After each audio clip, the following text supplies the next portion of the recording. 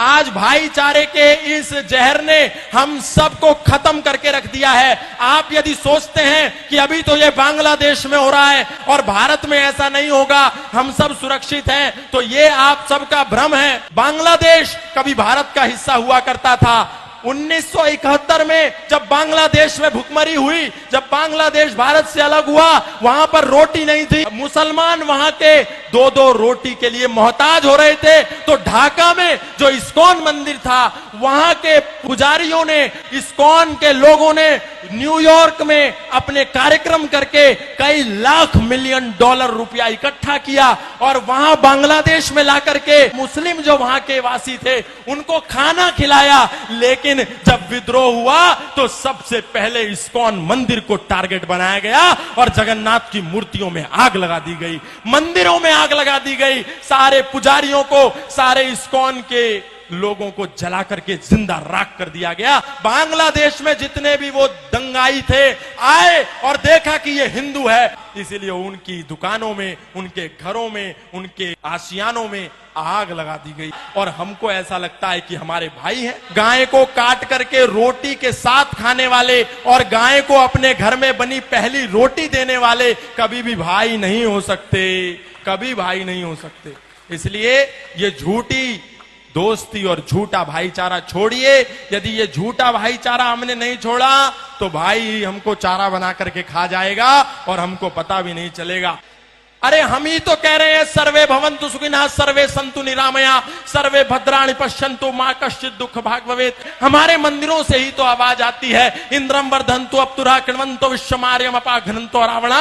लेकिन आपको ऐसा लगता है कि जैसे ये सनातन धर्म के मंच संपूर्ण विश्व के कल्याण की मांग करते हैं, शायद उनकी मस्जिदों से, शायद उनके मदरसों से भी इसी कल्याण की मांग की जाती होगी। क्योंकि आपको समझ में नहीं आता, जो दिन में 5 समय आवाज आती है, ला इलाहा इल्लल्लाह मुहम्मद रसूलुल्लाह अशहदु अल्ला इलाहा इल्लल्लाह हुवा अशहदु अन मुहम्मदन अब्दुहु व रसूलुहु। उसका मतलब क्या है?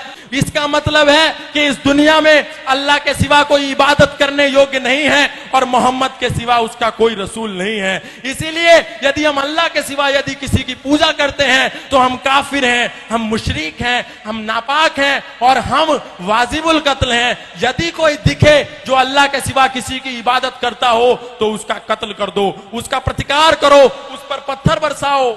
और यही होता है जब मर्यादा पुरुषोत्तम श्री राम की शोभा यात्रा लेकर के हम सड़कों से निकलते हैं तो अचानक से मस्जिदों के ऊपर से पत्थरबारी होने लगती है, ऊपर से कांच की बोतलें फेंक दी जाती हैं।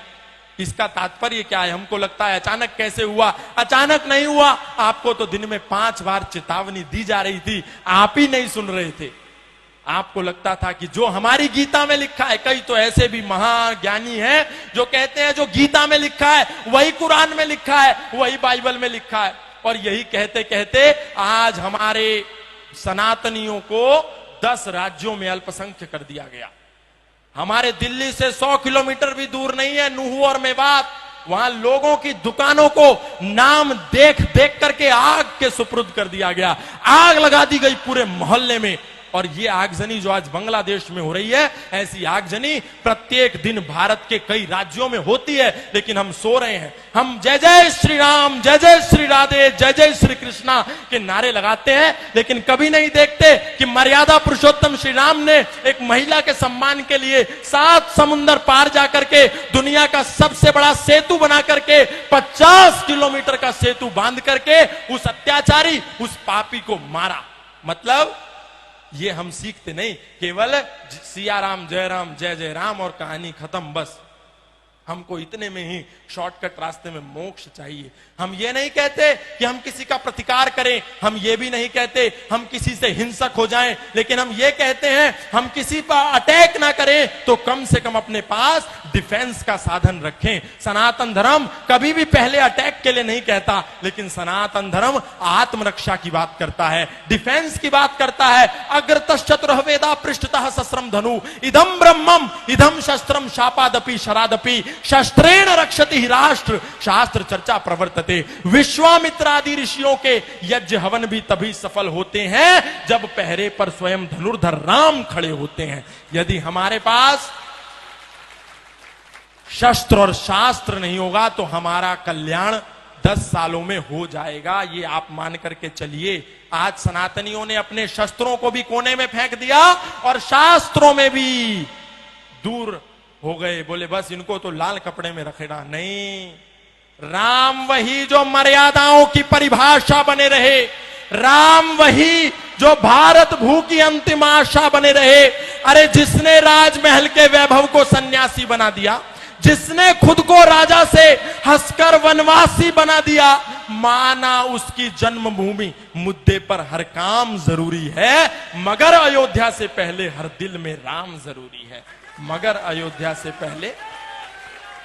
इसलिए संकल्प लेकर के कहिए कि आज के बाद हम जातिवाद नहीं करेंगे। जातिवाद को नहीं छोड़ा तो वही हाल होगा जो बांग्लादेश में हुआ। किसी ने जाकर के नहीं पूछा कि तुम ब्राह्मण हो क्या, तुम जाट हो क्या, तुम गुजर हो क्या, तुम मणिया हो क्या, तुम मारवाड़ी हो क्या, तुम तेली हो क्या, तुम धोबी हो क्या। बांग्लादेश में जितने भी वो दंगाई थे आए और देखा कि ये हिंदू है, फिर वो चाहे जाट था, चाहे गुजर था, चाहे इस्कॉन का था, चाहे आर्यों का था, चाहे राधा स्वामी था, चाहे निरंकारी था, उसने देखा कि ये हिंदू था। इसीलिए उनकी दुकानों में, उनके घरों में, उनके आशियानों में आग लगा दी गई। इसीलिए कुछ दिन के लिए इस जातिवाद के जहर से बाहर निकलिए और एक होकर के सब लोग ओम ध्वज के नीचे आ जाइए। तो एक होकर के ओम ध्वज के नीचे तभी काम बनेगा, क्योंकि वो सब चांद सितारे के नीचे हैं। चाहे बरेलवी हो, चाहे अहमदिया हो, चाहे मोहम्मदी हो, चाहे कुरैशी हो,